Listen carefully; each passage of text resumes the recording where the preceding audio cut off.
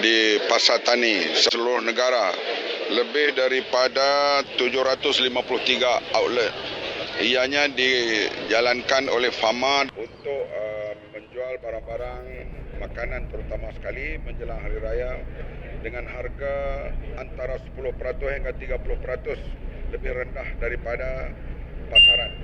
Ini yang diusahakan di seluruh negara dan kita nampak sambutan. Abah, jangan lupa raya ni nak buat akikah cucu Abah sekali.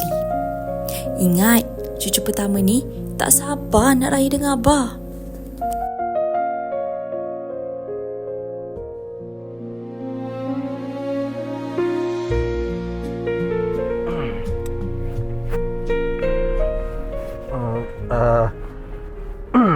Pak Bahim, saya ada cadangan. Apa kata Pak Bahim ambil je cuti saya? Besok kerja saya cover, termasuk dengan hari raya haji. Kau biar betul, Ishak. Kau dah fikir panjang ke? Selalu kalau orang bagi raya kan, mesti nak berkumpul dengan keluarga. Raya tu penting, Ishak. Dah lah Pak Bahim. Tak payahlah nak keluarkan delok-delok drama raya, iklan raya. Saya ni Pak Ibrahim, kalau bab raya ni, tak ada siapa peduli saya balik ke tak balik. Mak saya tak kisah, bapak saya tak kisah, abang saya okey, kakak saya pun okey, adik saya pun lagi okey. Jiran-jiran memang tak peduli langsung. Tahu sebab apa Pak Ibrahim? Sebab kita orang tinggal dekat-dekat aja. Bila-bila boleh raya. Dah. Okay, settle lah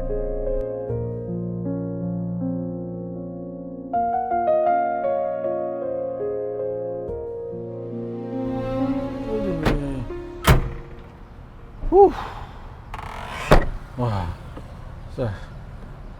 Ishak, terima kasih banyak Pak Ibrahim, sudahlah Pak Ibrahim. Berapa kali nak terima kasih ni? Saya okey je. Janganlah klise macam drama raya.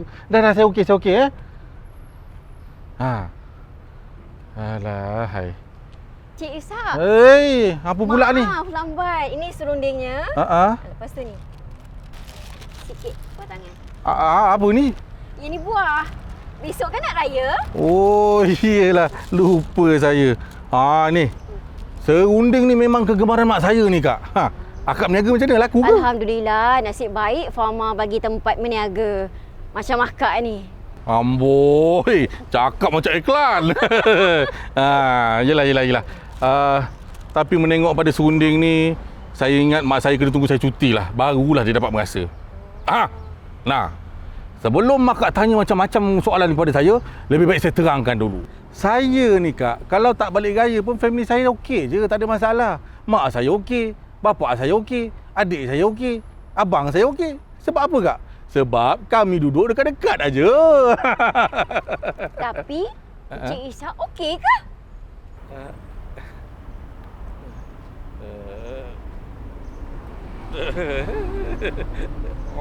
Okey.